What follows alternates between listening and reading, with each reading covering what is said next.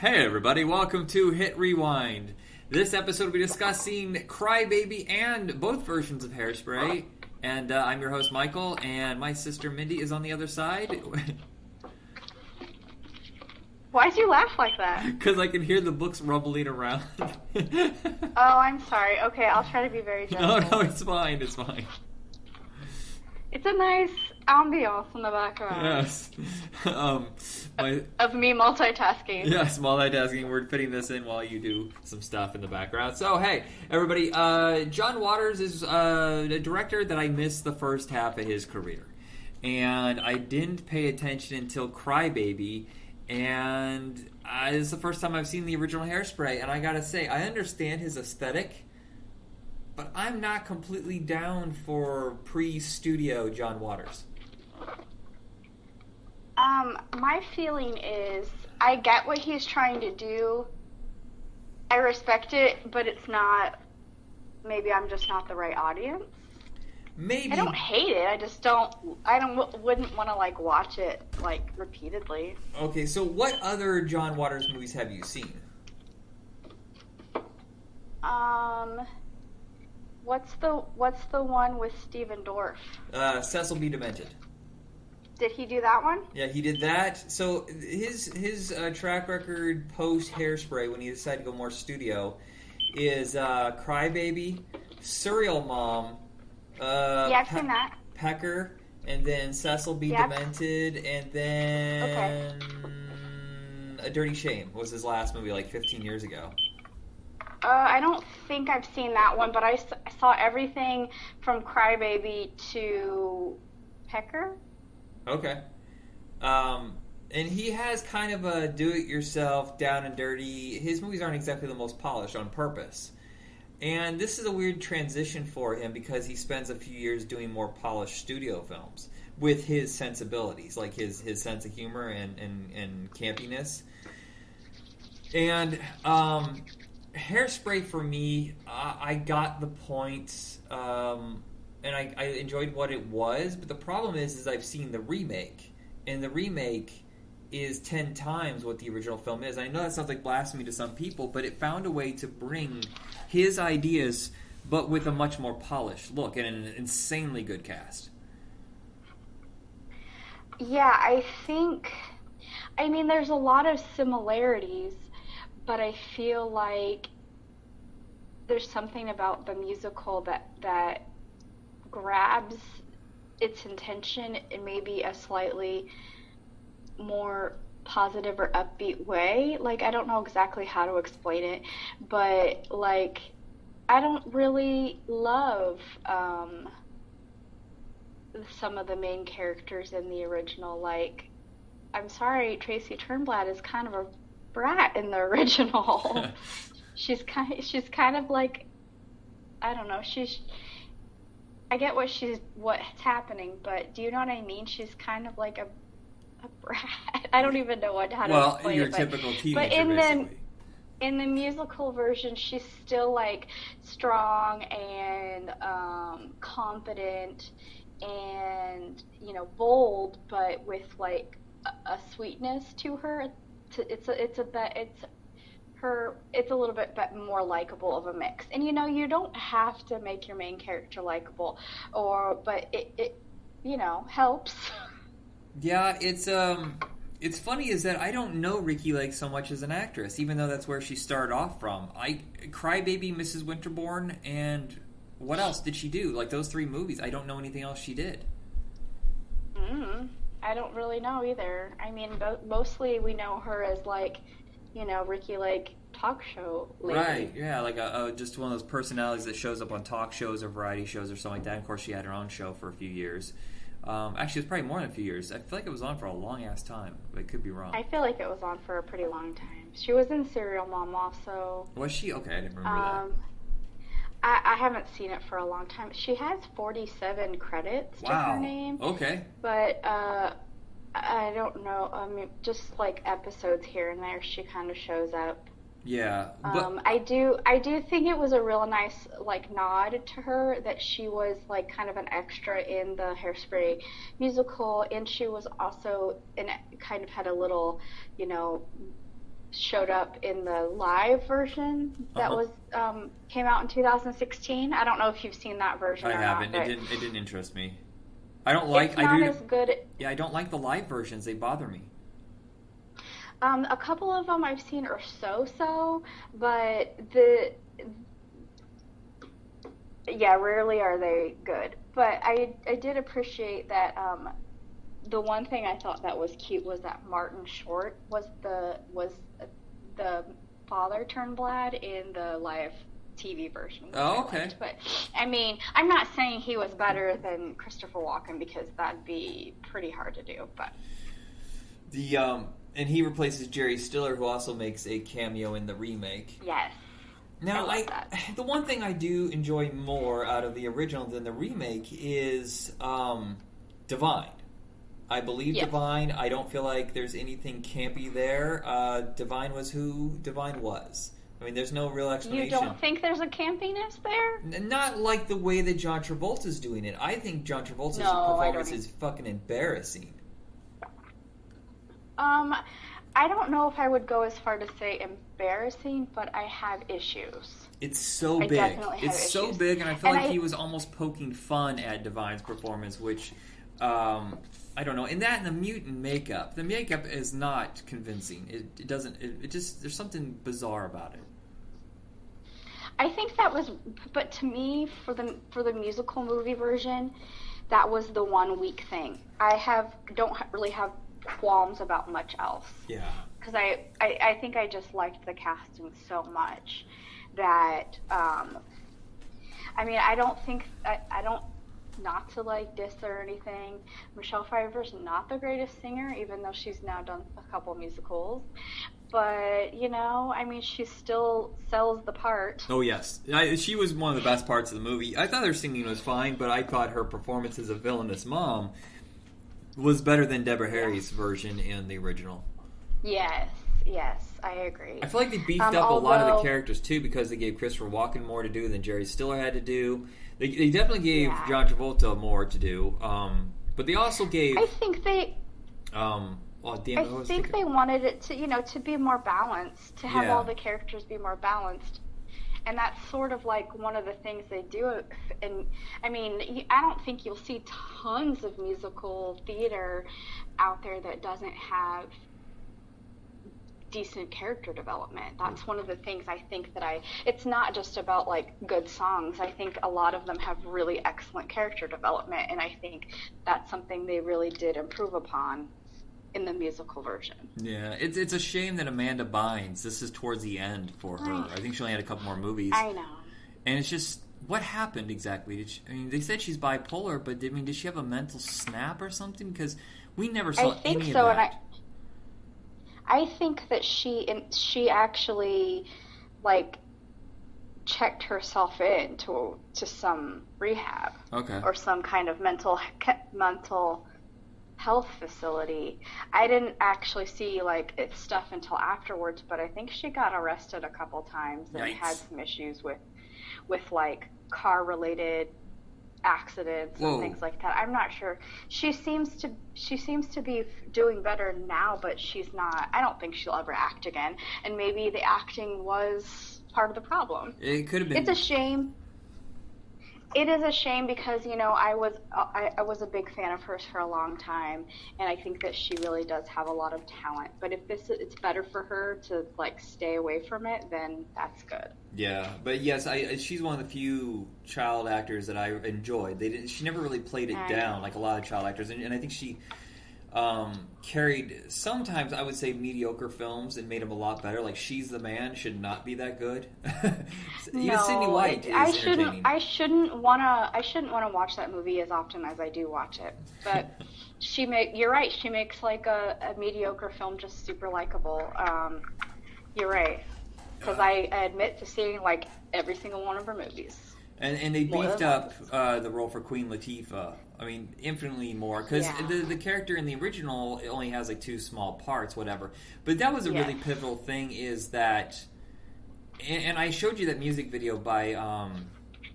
damn it, I just had it in my head. The Regrets, The Regrets. It's kind of an homage. It has to be an homage to this movie where it plays into a lot of the stuff that's in the movie. But it certainly looks like it. Like the whole Negro Day thing. Or they can only come in on certain days. And that's a big pivotal point. And it's in the original, but it really is pushed to the forefront in the remake. Yeah.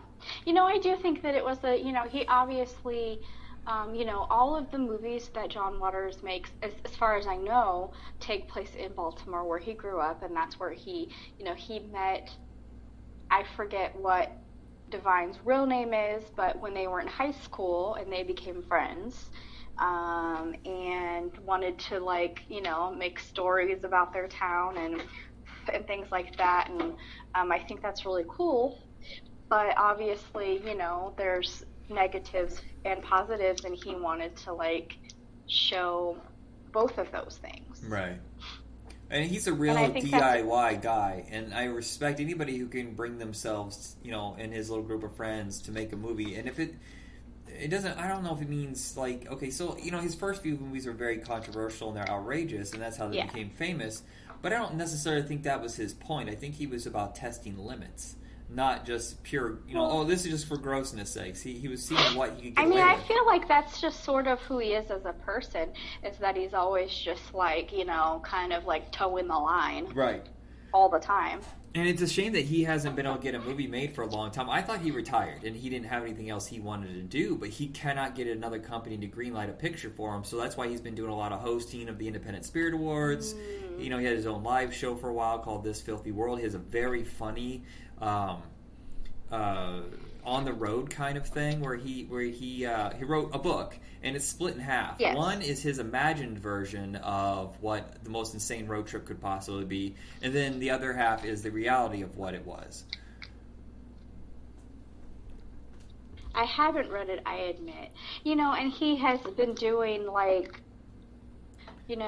holiday shows where he'll tour around and do variety kind of shows. Although I haven't been to one, he has come to our town a couple times now, and I had intended to go, but I haven't. But he's finding ways to still entertain and have fun, even if he's not making movies. I hope that changes, but only his stuff isn't going to appeal to the mass market.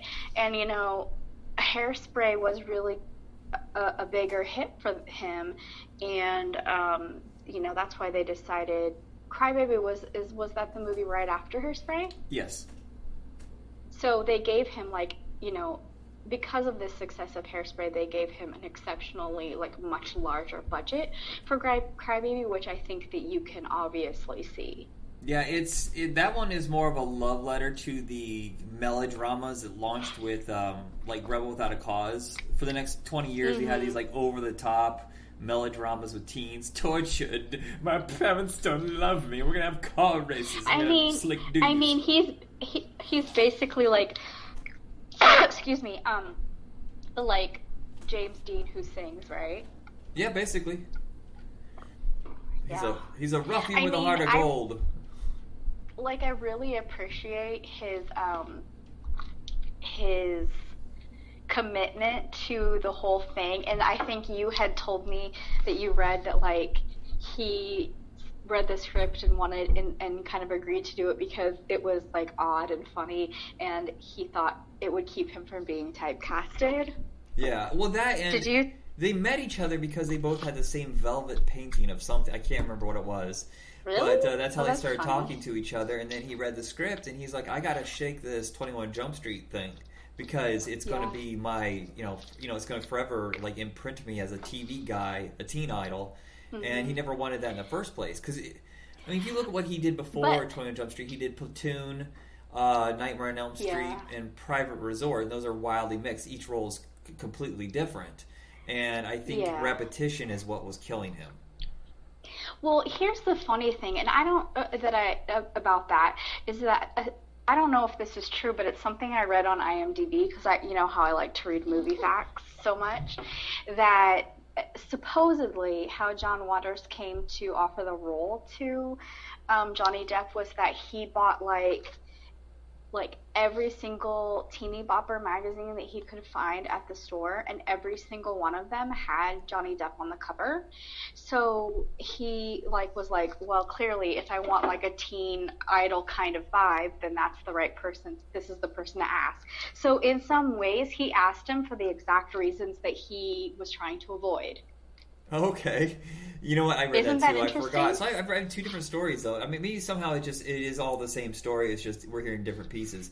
Because you're correct. I read that too. And this is I don't know if you remember now, but we watched 21 Jump Street every single week. Yeah, I remember watching it a lot, yeah. And then he left. Absolutely. And then I was out. I remember that the one guy got shot in the butt and he had to sit on like a butt donut. I don't know why that stuck out in my mind, but I think that, you know, to an 8-year-old, that's really memorable. Yeah. They tried to replace him with Booker, I think. Richard Grieco. While he went off and shot Crybaby.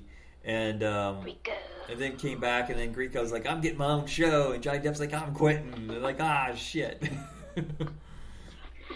Yeah, well, all worked out just fine for Johnny Depp, didn't it? Yes, not so much Richard Grieco, and there might be a reason but why. But I do think that this could have been, you know, his first steps into, you know, this guy will do the weird and wacky or whatever, because he's really, you know, he doesn't like to. I mean, he hasn't really done straight up heart-throbby things. He does odd things. He does character pieces. He does. Right, because even Don Juan DeMarco, which is like his one big romantic movie, he's mentally ill in that, right? Am I remember that correctly? I'm pretty sure. Yeah, I think that's how he comes to it, because he's like a patient. He's in the mental hospital or something, and he's the patient of Marlon Brando's character, if I remember correctly. Yeah, it's so he takes normal roles every once in a blue moon, but there's always something interesting about it, like Nick of Time, where he plays the straight man against Christopher Walken. But it's such a weird film because it's shot in real time, and that must have been a huge challenge. That movie's so good. It is, and I can't believe it tanked so hard. He's had so many movies that tanked that were good. Ed Wood is now considered one of the greatest movies of all time, but when it came out, it made like $8 million. I just think that sometimes things that are really odd or different take time for people to really be able to see what they were trying to accomplish, you know? Yeah. Do you think that Pirates of the Caribbean is the worst thing that happened to him? I don't know, maybe. I mean, I don't maybe I don't mean the that movie level in general, of but success. yeah, that's what the problem is. It made so much money. Like if it made I think it cost 120. If it made 150, and people were like, "Well, it was really good," you know, it was kind of like it didn't make its money back, but it's still really good and it had a life on video.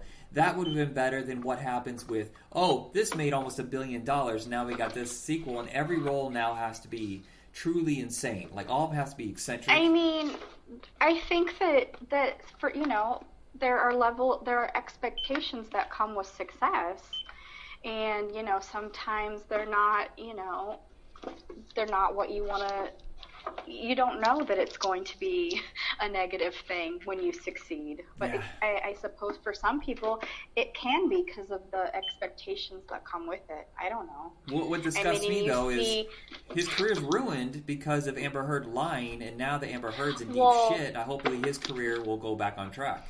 That's what I was going to say, too, is that, you know, in addition to, like, the expectations of them professionally, they just have people watching their every move, and you can see how easy it can be to lie about somebody, and it was really believable.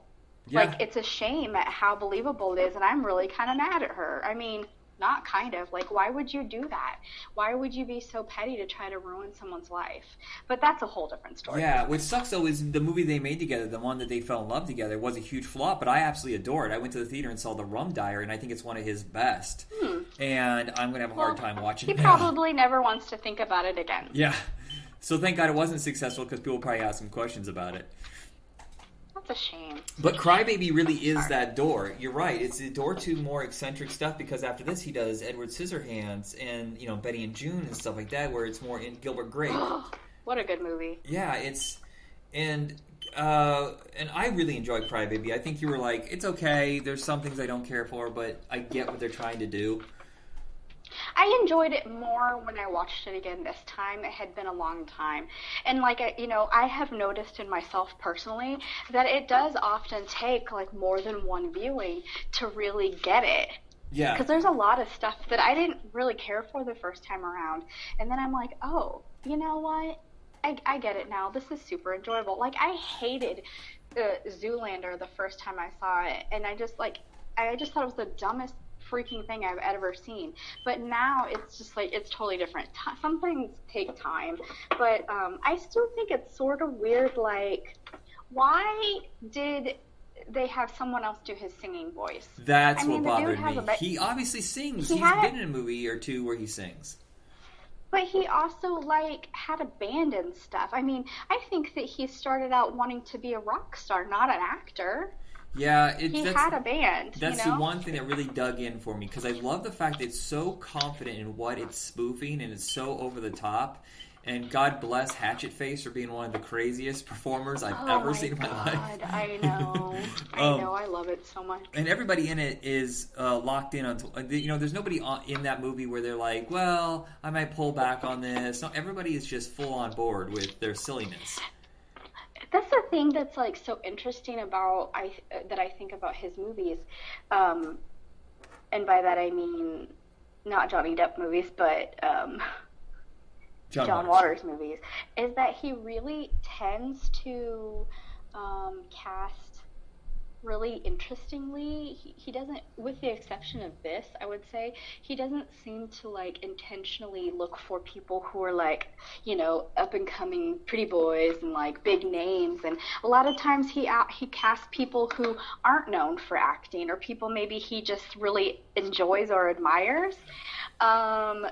Because I mean, frankly, Patricia Hearst is not an actress, no matter how many things you put her in. She is not an actress. She is not natural. It all feels awkward. Yes. But there's something that he enjoys about working with her, Well, and I really liked her in Crybaby, like, the parents of Tracy Lord's character. It was just all so like hilarious, and how like understanding and but square they were and everything. It was just I really enjoyed that. Well, and I love the fact that John Waters gave her legitimacy. Yes, she appeared in a cheap Roger Corman bullshit movie before this, Not of This Earth, and it's okay, but she was, and there's been some controversy about it. She was a porn star, but apparently, the most of it was when she was underage and she was being taken advantage of. Some people say she was taking advantage of the system. I don't know. I'm not going to fall on that line. But how many porn stars are actually able to break through to the mainstream? Yeah, she's only appeared in a few like studio films, but she still acts today in independent movies. And John Waters is the one that said, "I'm confident she can pull through this," and she's pretty good. I actually think that she's really good and one of the better actors in this movie. And I actually also like Ricki Lake much more in this movie than in Hairspray, which she is the star of. I'm not really sure why. I think maybe just, I don't necessarily think she is a star, can carry a whole movie herself, but she is, a good supporting character. And the whole thing about her kids and those babies, and just like, wait, how old was she when she had that kid? I'm so confused.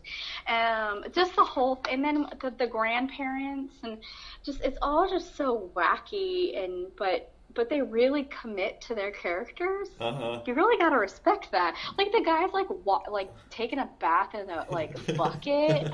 My God, these people are nuts. But it's just so much fun. The scene where they go to the squares are so squares. Oh yeah, that's what I'm saying. The square, but the scene where they go to the adoption place and they have all I know, that's what I'm saying. It's so ridiculous. She goes, "You don't want those two. They're Siamese twins." The freaks. I know. Yeah, like where he comes up with these little scenes are just so weird. It's the only part that made me pause for a moment. Is yes, they're kind of backwoods rockabilly people, and the Confederate flag came up, and I was like, well, okay. I mean, well, You like that? I spent that whole time in my brain going, well, I don't think they mean any. Well, maybe I don't. Well, it's the 50s. Well, that kind of thing. At the same time, it's a movie that is clearly. I mean, isn't it supposed to take place in like the 60s or something? Yeah.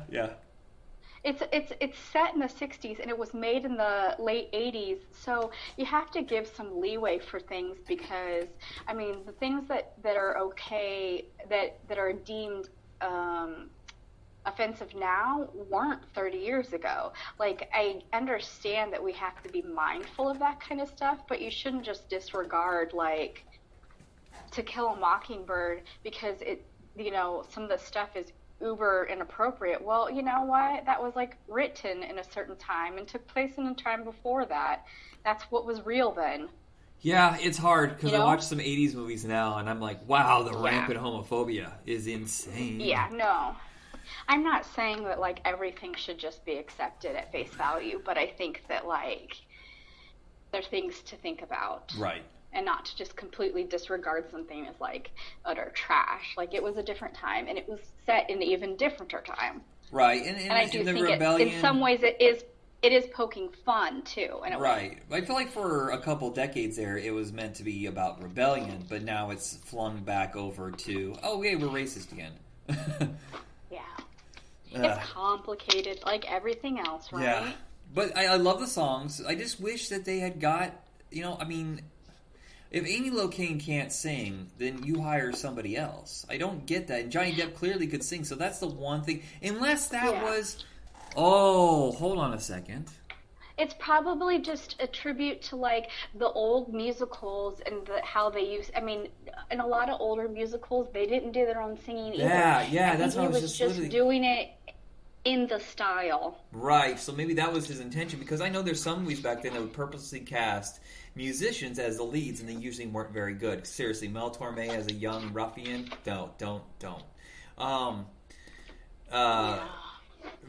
So maybe that was what he was aiming for. This whole thing is kind of a false spoof, the whole world that doesn't really exist. So maybe that was the tone he was aiming for by having music that was purposely.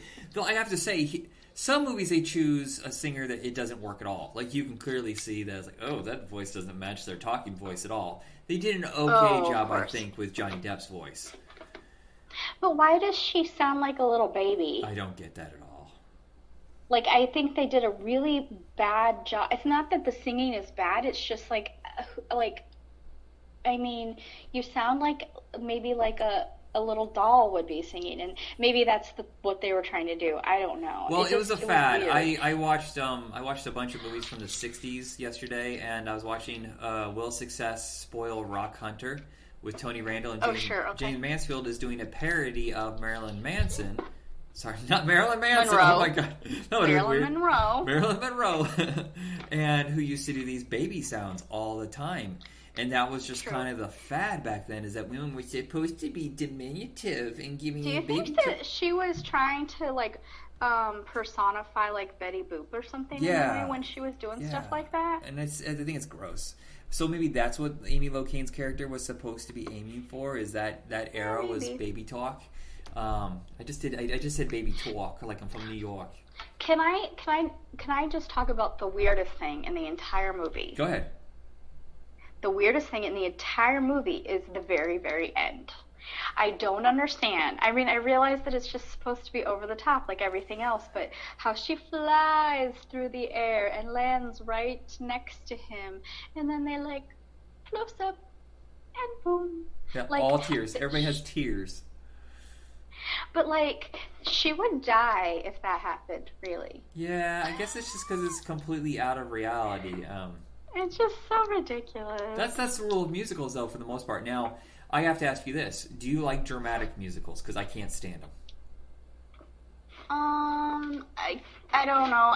In some ways I like all musicals, but I like some more than others. Can you give me an example? Well, I just watched Chicago for the first. Yes, I watched that and I was bored out of my fucking mind.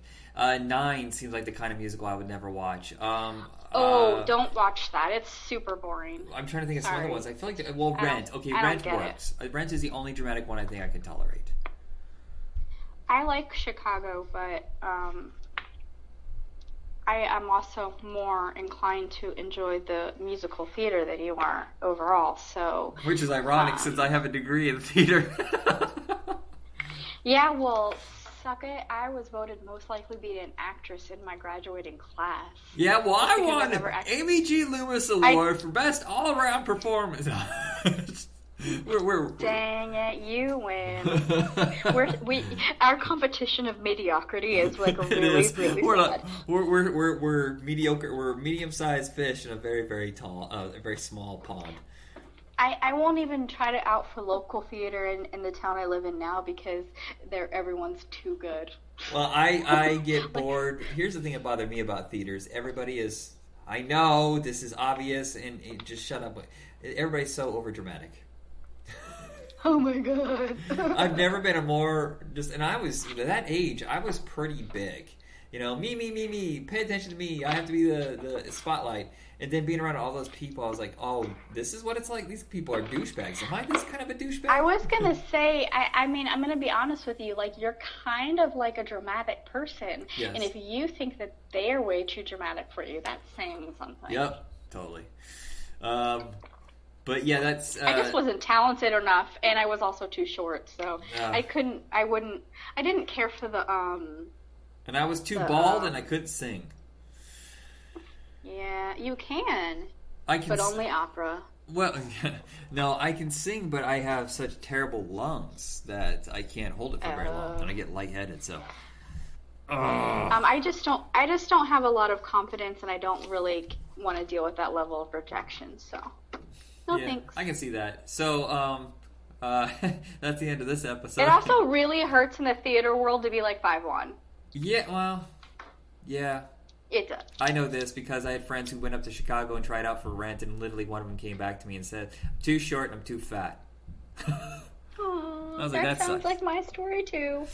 I don't know what we'll do for the next episode. I think it's summertime, so I feel we got to come up with something that's like camping.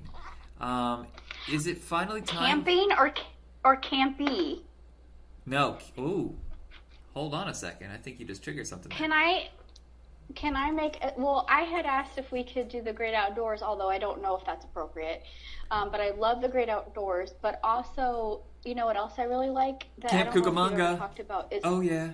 Oh, we could do Camp Cucamonga, yes. There's Poison but Ivy. Also, I was thinking about summer school. Yes. Have you done summer school? We did it for video night, but there's no end of me discussing summer school. I could discuss summer school every episode, honestly. Yeah. So I think that we have several things. I don't know about how I feel about Poison Ivy, but I haven't seen that in a grip. So I do really enjoy camp movies, though. I will say that. Oh, Ernest Goes Camp, Camp Nowhere, Heavyweights, Meatballs, all the meatballs. I think several of those are on like Disney Plus too. Cool. All right, so that is it for us. Huh? I was just gonna say, if you have other camp movies that you like that are that are filmed in the 80s or 90s, give us some suggestions. But we might have to do a couple of camp episodes. There's going to be one loophole I'm going to pull in at some point. It might be in the next generation. Can you already figure out what it's going to be? Yes, I assume. Go ahead. But go ahead. No. I want to see. I forgot what it was called. Oh, Wet Hot American Summer. Okay, good. Yeah, that's what I thought you meant. It just slipped my mind for a second. Yeah. Because let's not pretend there weren't a whole lot of movies in the 80s that were teen-oriented where everybody was well into their 20s. No, I mean, you know, that's pretty much how it still is now. You know, I like to watch the show Riverdale. I know this is a bit of a divergent, but I like to watch the show for its absolute level of absurdity. Uh-huh. It is the most ridiculously absurd stuff I've ever seen, and it is just so funny. Okay, but also, I mean, some of those kids are like almost 30. Wow. Why are they trying to mess with real teenagers and make them think that they need to have a 28-year-old guy's abs? I mean, come on. Does Space Camp count as a camp movie? I think it should. It's not your typical camp movie. I don't know. I haven't seen that probably since, I don't know, when it came out on video. So I don't know about that one. But sure, let's just Consider it. All righty, Yay, everybody. yay, yay. Camp. All right. So that'll be our next one, and that's it for me. Anything you want to say before we go? No, not at all. Please. All right, everybody. Facebook under oh my god, I forgot the fuck we're on. Under Hit Rewind Podcast. That's where you'll find all the episodes of We Got the Beat. I'm having a moment here, people. It's getting to the end. So that's it. Have a good night or day, whatever it is. Who knows what time you're listening to this.